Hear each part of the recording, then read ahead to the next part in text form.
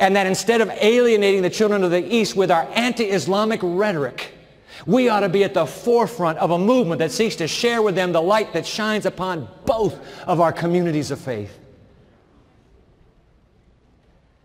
I recently listened to a series of CDs, lectures given by the late Dr. Robert Darnell, a member of our community of faith, an expert in Islamic studies, an anthropologist, in which he carefully chronicled how, in fact, the Quran teaches the seeds of every divine truth that you and I embrace.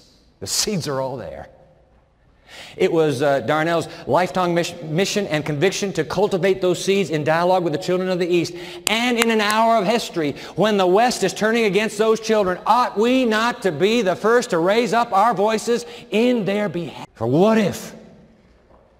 And by the way, the story of Christmas would hardly let us do otherwise, would it? What if the Spirit, the mighty Spirit of Allah. By the way, I got some letters from viewers after that last teaching. And one viewer said, don't you know that the name Allah is a name for Lucifer? Oh, I hope you never embrace that. Allah, listen carefully now. Allah is closer to Elohim, the Hebrew name for God, than is our English word God. In fact, hold on to your seats. The English name God is a Nordic pagan god.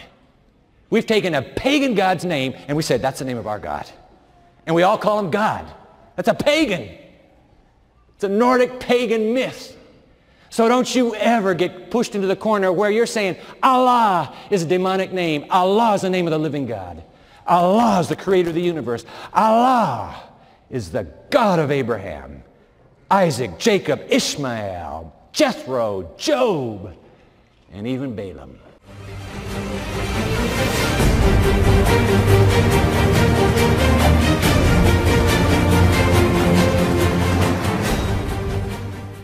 Here is a question from Peter to the Carter Report website. Here it is. I ask a question. Allah and Yahweh have different characters. Why have some Christians stated that Allah and Yahweh are the same deity?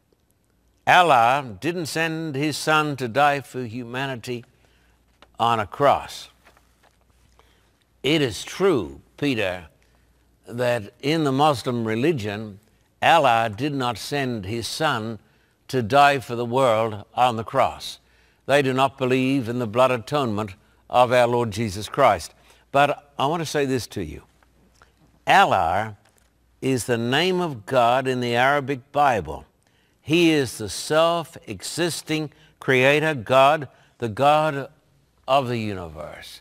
We should never, ever, ever, as Christians, say a derogatory word against the Quran, their holy book. It's not our holy book, but we should respect it.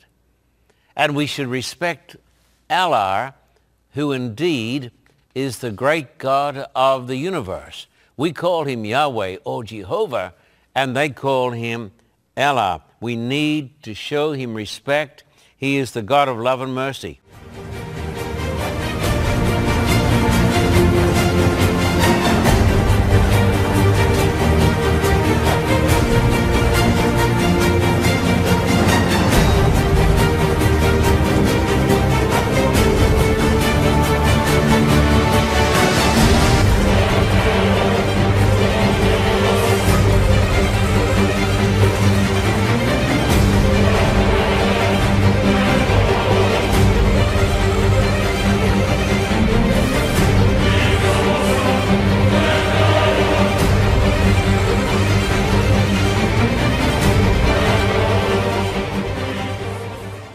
I just want to say today, Muslims should stop attacking Christians, and Christians ought to stop attacking Muslims.